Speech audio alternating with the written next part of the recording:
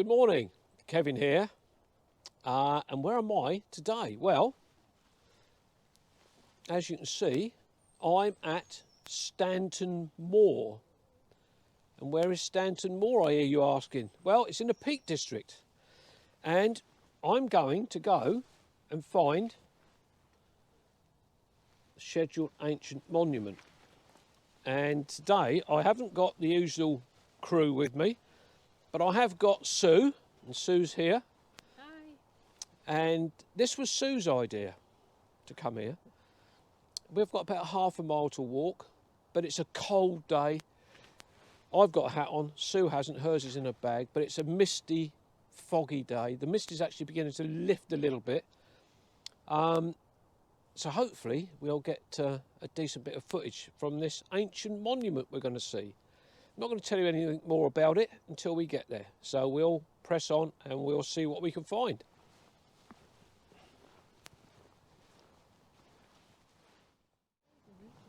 We were just on about the views. Even though we haven't walked very far, we've just seen a really big old tree that's blown down. I don't know if this camera will pick this up or not.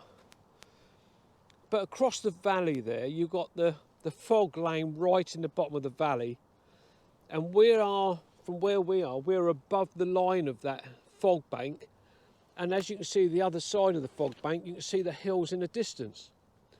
So when we were driving up, we were concerned that when we got up here, we were going to be right in amongst the clouds and the fog. But Sue quite rightly said that at one point she said that we might actually be above it. Well, we are at the moment, but if I just show you into these trees, you can see that the fog is actually just lingering in amongst the trees. And if I pan round, you can see it there just again, just in a little bit of a dip. Because in that direction there's a village, and we actually went down into that village just now. And we were saying it's amazing that these little villages are dotted around, but they're all on these very steep hills.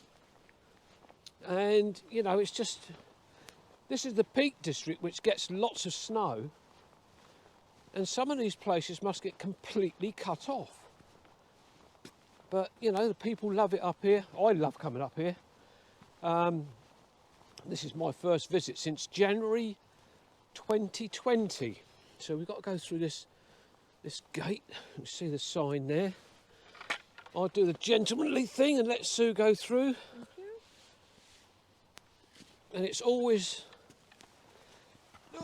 worth doing that, because sometimes you get a comedy error where someone trips or slips, and you actually catch it on video. So you can see these lovely stone walls dotted around here, and I'm sure at some point Sue will get a photograph of the wall for me.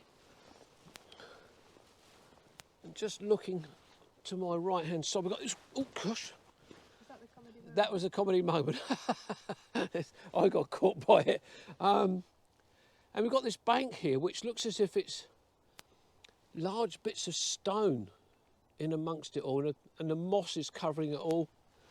And we've got the lichen on the trees and on the walls. Look at this here, the moss and lichen. And if Mike Dixon was here, my friend Mike Dixon, he could tell us all about the different lichen that are on these trees. There's another one here, look at this.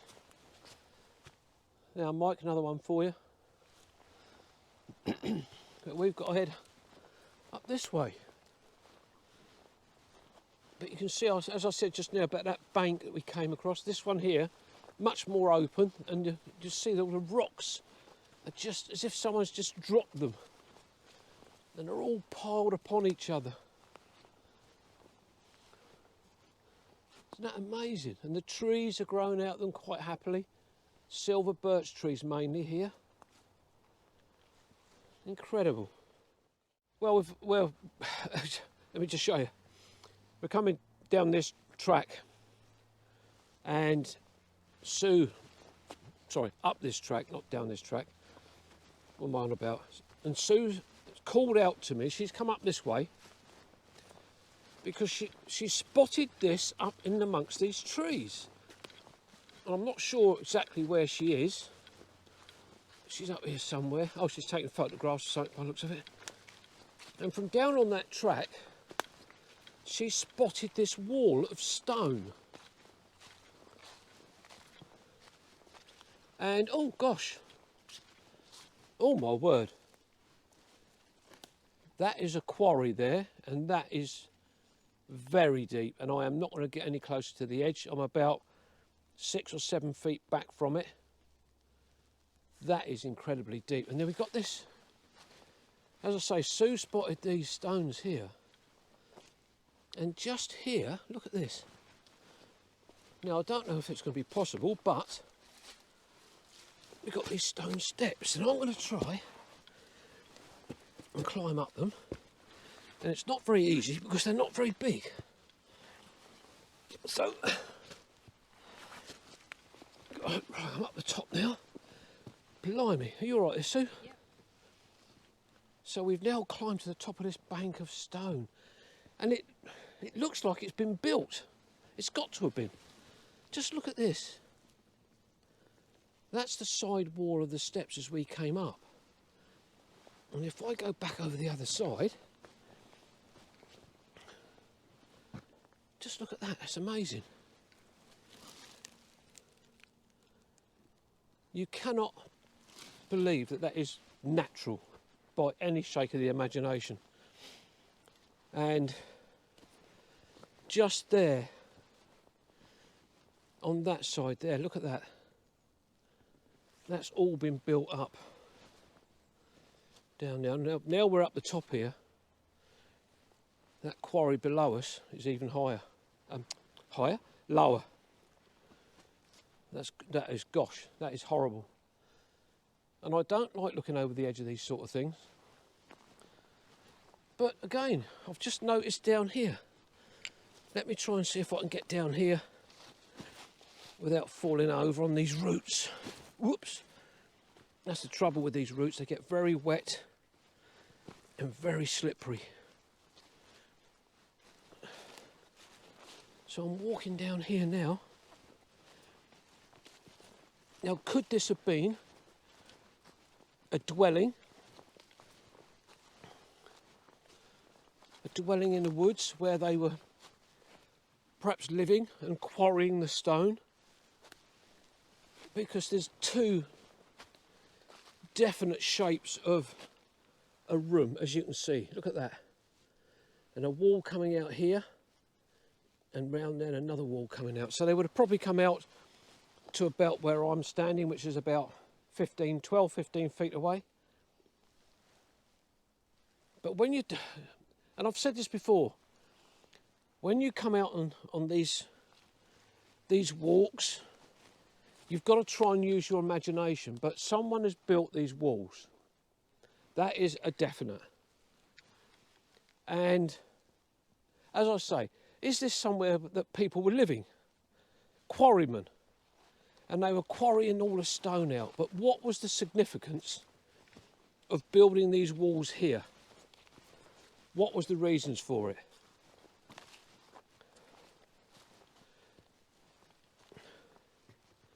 Unfortunately, I can't get into the bottom of the quarry. If I could have done, I would have done to show you the shot from the bottom. But I've got this little bit of a path here, and then it just literally drops away. It's a sheer drop. So I don't want to be trying to do that. And if I got down that bank there, I'd never get back out. So, yeah. That's a fantastic find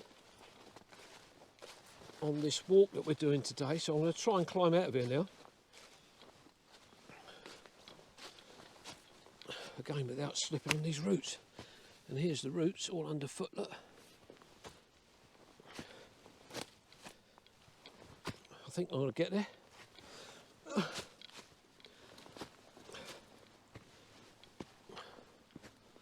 Don't know where Sue's gone.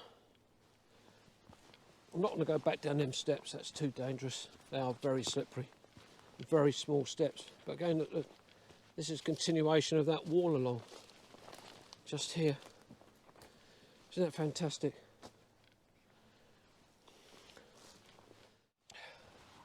we've just come along, again, not very far, but we've just come across this here. And I said to Sue, it looks like it's a tank of some description. And you can see that the stonework has been rendered. And just over here, it looks like there's either oh, crikey, got to get round these trees. Here we go again. You can see here where it was either a gully to let the water in, and you can definitely see there's a double brick wall with this gully which runs right along underneath where I am now. And you can see the definite lines of the brickwork, and I'm a bit loath to put my foot. Yeah, it's very soft under my right foot. So directly along this line here is where the gully is, or channel is, and the brick, there's definitely two walls, one wall either side, and where it's been filled in, it's very soft underfoot.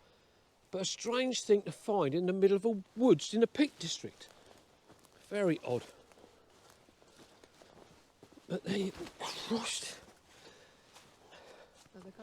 Don't say a word about that. I should not mention comedy moments, should I? Because I've just stepped over a silver birch tree, which is laying across this path. And I stepped across that, and I'll show you what I put my foot on. That root, and my boot slid straight along it. So it's not Sue that's giving me the comedy moments, it's me. Oh dear. Are we there yet, Mother? Not yet. Well, we've actually arrived at the place we wanted to get to. And this is Stanton Moor. 9 Ladies Stone Circle. 9 Ladies Stone Circle. There is an information board just up here. I will go and have a look at that in just a second. But here it is. And it is designated as an ancient monument. So here we go, look. You've got the stones all the way round.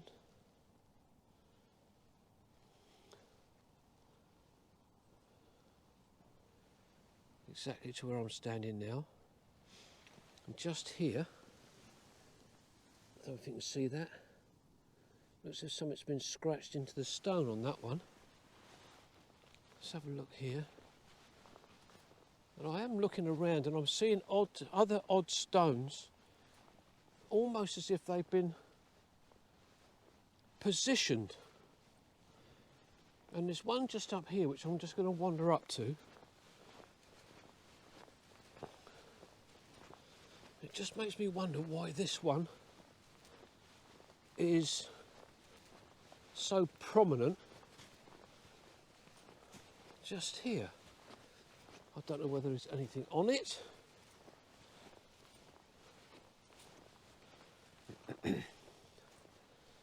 No, there's not.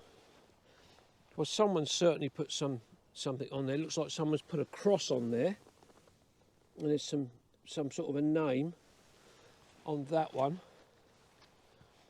And I've noticed there's another stone just over here, which could have some bearing on the 9 Ladies stones. I don't know, I'm guessing.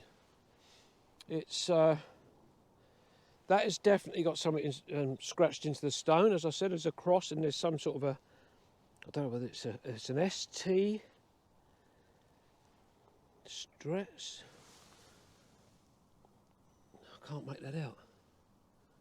It's definitely been something inscribed into the stone. So that's interesting that the stones, this one here and the one over there, I can't see any others. One of the stones is the king's stone, which represents the fiddler, because the 9 ladies were turned to stone for dancing on the Sabbath to the fiddler. Right, okay. So this could be the king's stone then? Yeah, could be. Unless it's the flat one. Yeah, it could be, yeah, but there's definitely some significance with that stone there. 6.9. And then there's one flat one here. Yeah. But it's this Nine Ladies stone is actually in this clearing. Let me just pan round. A few little silver birch trees growing up, but you can imagine that they would have been gone at one point. But it's just this rather large clearing where these stones are set.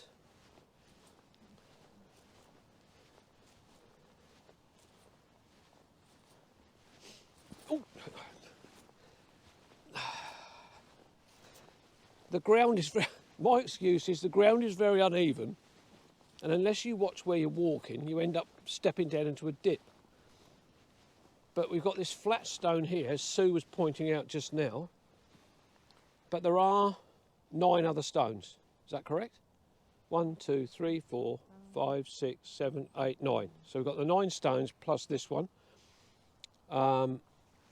Yeah. But if you look over, there's again over there, look, there's a pile of stones there. But the one up the top there's definitely got some significance to this. But just down here we've got this notice board, which is where Sue's heading to now.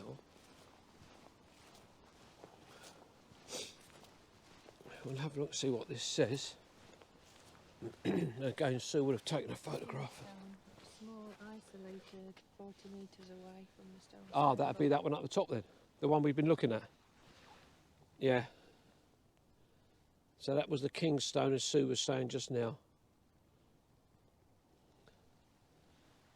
Yeah, and it says about the ceremonies that are held here, or were. Let me just very carefully take you along the inscriptions here.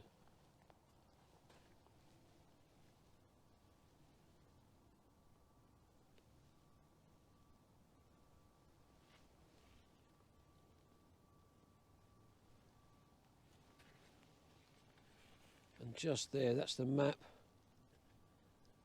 of where it is.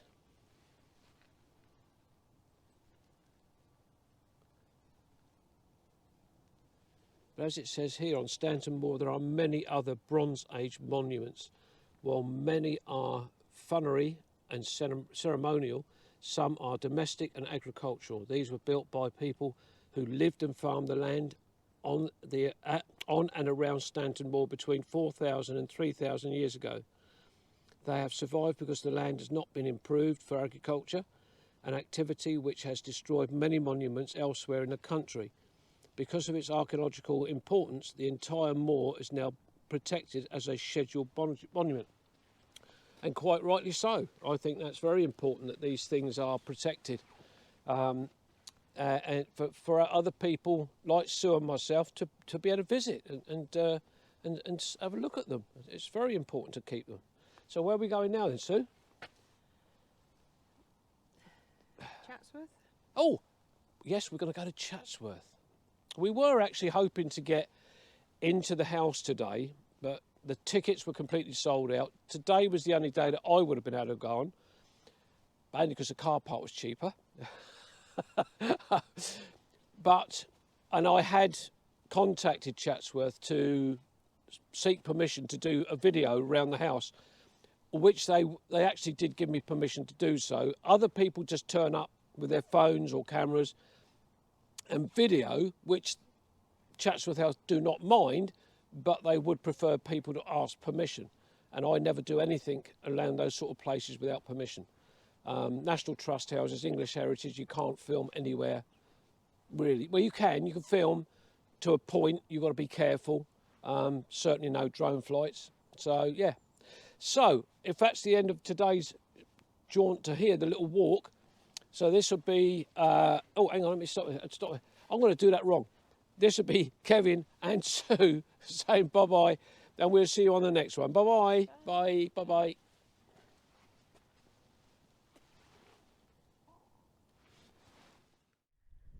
Hello, this is Kevin. Thanks very much for watching the video. If you've enjoyed what you've seen, follow, like and subscribe to my YouTube channel, and that would be great. Thanks very much. Bye bye. Bye.